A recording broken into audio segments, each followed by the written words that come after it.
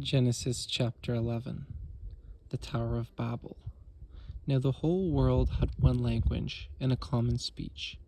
As men moved eastward, they found a plain in Shinar and settled there.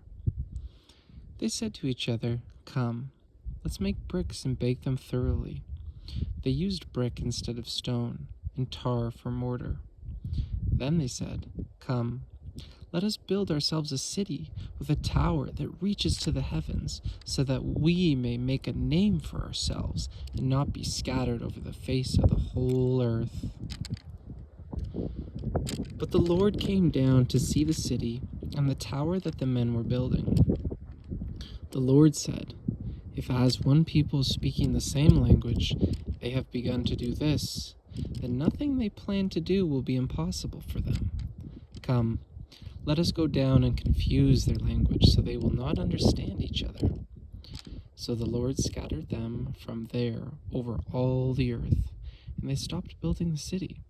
That is why it was called Babel, because there the Lord confused the language of the whole world.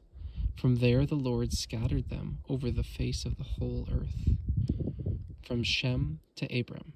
This is the account of Shem. 2 years after the flood, when Shem was 100 years old, he became the father of Arphaxad. And after he became the father of Arphaxad, Shem lived 500 years and had other sons and daughters. When Arphaxad had lived 35 years and became the father of Shelah, and after he became the father of Shelah, Arphaxad lived 403 years and had other sons and daughters. When Shelah had lived 30 years, he became the father of Eber. And after he became the father of Eber, Shelah lived 403 years and had other sons and daughters. When Eber had lived 34 years, he became the father of Peleg.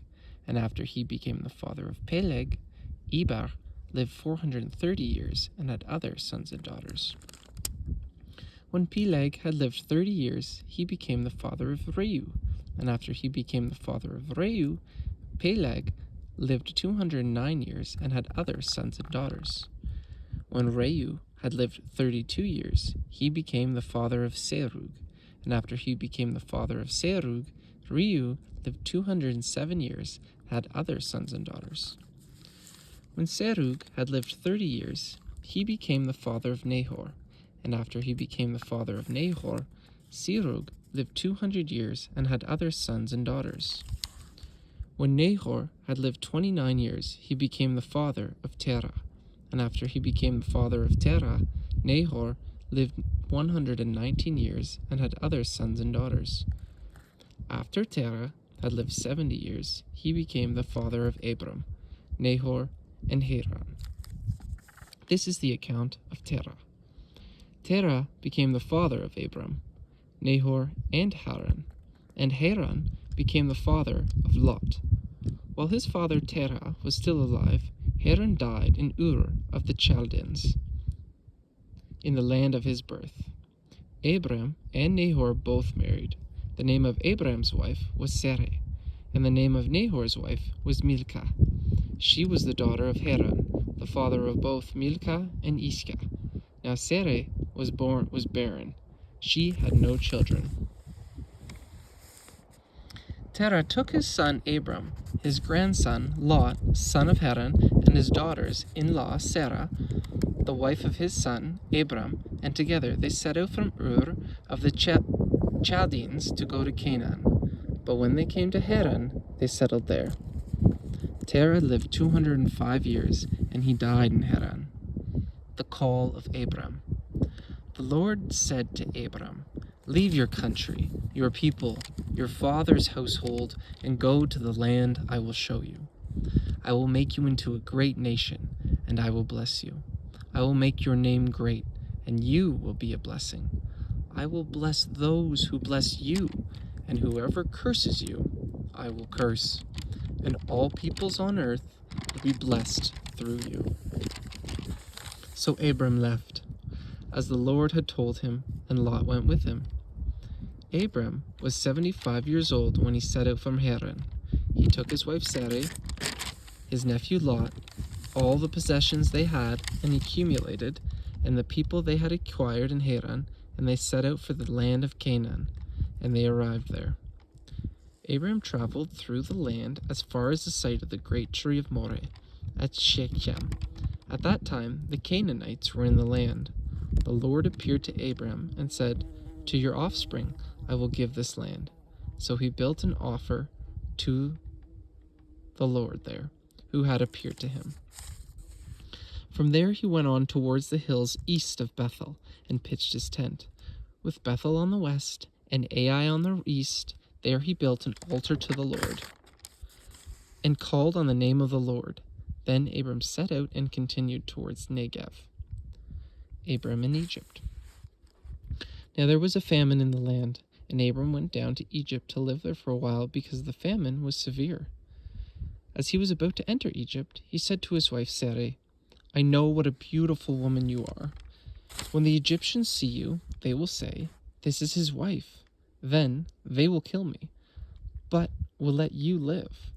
Say you are my sister, so that I will be treated well for your sake, and my life will be spared because of you." When Abram came to Egypt, the Egyptians saw that she was a very beautiful woman, and when Pharaoh's officials saw her, they praised her to Pharaoh, and she was taken into his palace. Then treated Abram well for her sake, and Abram acquired sheep and cattle, male and female donkeys, men servants and maidservants, and camels. But the Lord inflicted serious disease on Pharaoh and his household because of Abram's wife Sarai. So Pharaoh summoned Abram. "What have you done to me?" he said. "Why didn't you tell me she was your wife? Why did you say, 'She's my sister,' so that I took her to be my wife? Now then, here's your wife. Take her and go." Then Pharaoh gave orders about Abram to his men, and they sent him on his way, with his wife and everything he had. Abram and Lot separated. So Abram went up from Egypt to Negev, with his wife and everything he had, and Lot went with him. Abram had been very wealthy in livestock and in silver and gold. From the Negev he went from place to place until he came to Bethel, to the place between Bethel and Ai, where his tent had been earlier, and where he had first built an altar. There Abram called on the name of the Lord. Now Lot, who was moving about with Abram, also had flocks and herds and tents, but the land could not support them while they stayed together, for their possessions were so great that they were not able to stay together. And quarreling arose between Abram's herdsmen and the herdsmen of Lot. The Canaanites and the Perizzites were also living in the land at that time. So Abram said to Lot, "Let's not have any quarreling between you and me, or between your herdsmen and mine, for we are brothers. Is not the whole land before you? Let's part company. If you go to the left, I'll go to the right. If you go to the right, I'll go to the left." Lot looked up and saw that the whole plain of the Jordan was well watered, like the garden of the Lord, like the land of Egypt towards Zoar. This was before the Lord destroyed Sodom and Gomorrah. So Lot chose for himself the whole plain of the Jordan and set out towards the east. The two men parted company. Abram lived in the land of Canaan, while Lot lived among the cities of the plain and pitched his tents near Sodom. Now the men of Sodom were wicked and were sinning greatly against the Lord. The Lord said to Abram after Lot had parted from him, "Lift up your eyes from where you are and look north and south, east and west. All the land that you see I will give to you and your offsprings forever. I will make your offspring like the dust of the earth, so that if anyone could count the dust, then your offspring could be counted. Go walk through the length and breadth of the land, for I am giving it to you." So Abram moved his tents and went to live near the great trees of Mamre at Hebron, where he built an altar to the Lord. Abram rescues Lot, chapter 14. At this time, Amphraphel, king of Shinar, Arioch, king of Elasar, Kedorlaomer, king of Elam, and Tidal, king of Goim, went to war against Bera, king of Sodom, Birsha, king of Gomorrah, Shinab, king of Admah, Shemeber, king of Zeboim, and the king of Bela, that is Sor. All these later kings joined forces in the valley of Siddim, the Salt Sea. For 12 years they had been subject to Kedorlaomer, but in the 13th year they rebelled. In the 14th year, Kedorlaomer and the kings allied with him went out and defeated the Rephaites in Asheroth, Karnaim, the Zuzites in Ham, the Emites in Sheva, Kiriathaim, and the Horites in the hill country of Seir. As far as El Paran, near the desert, they had turned back and went to An Mishpat, that is, Kadesh, and they conquered the whole territory of the Amalekites, as well as the Amorites who lived in Hazazorn Tamar. Then the king of Sodom, the king of Gomorrah, the king of Admah, the king of Zeboim, and the king of Bela, that is Zoar, marched out and drew up their battle lines in the valley of Siddim against Kedorlaomer, king of Elam, Tidal, king of Goam, Amraphel, king of Shinar, and Arak, king of Elasar, 4 kings against the 5.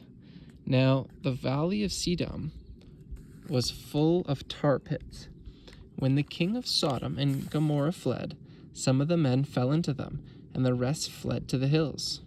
The 4 kings seized all the goods of Sodom and Gomorrah and all their food. Then they went away. They also carried off Abram's nephew Lot and his possessions, since he was living in Sodom. One who had escaped came and reported this to Abram the Hebrew.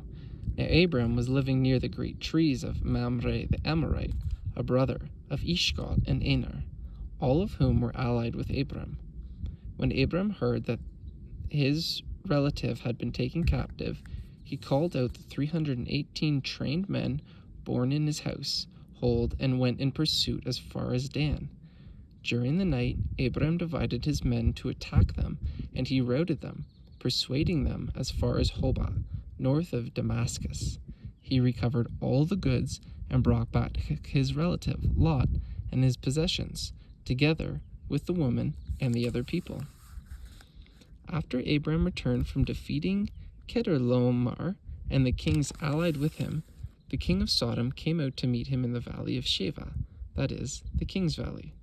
Then Melchizedek, king of Salem, brought out bread and wine. He was priest of God Most High, and he blessed Abram, saying, "Blessed be Abram by God Most High, creator of heaven and earth, and blessed be God Most High, who delivered your enemies into your hand." Then Abram gave 1/10 of everything. The king of Sodom said to Abram, "Give me the people and keep the goods for yourself."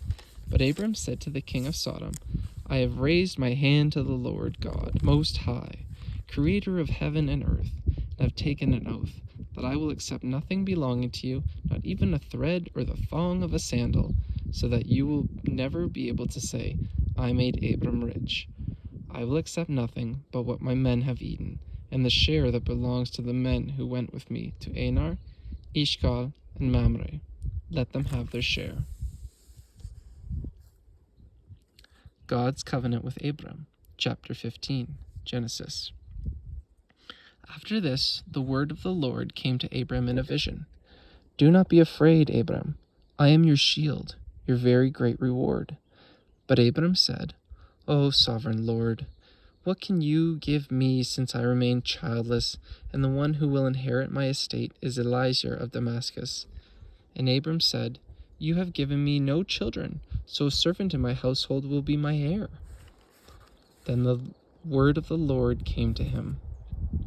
"This man will not be your heir, but a son coming from your own body will be your heir." He took him outside and said, "Look up at the heavens and count the stars. If needed, you can count them. If indeed you can count them." Then he said to him, "So shall your offspring be." Abram believed the Lord,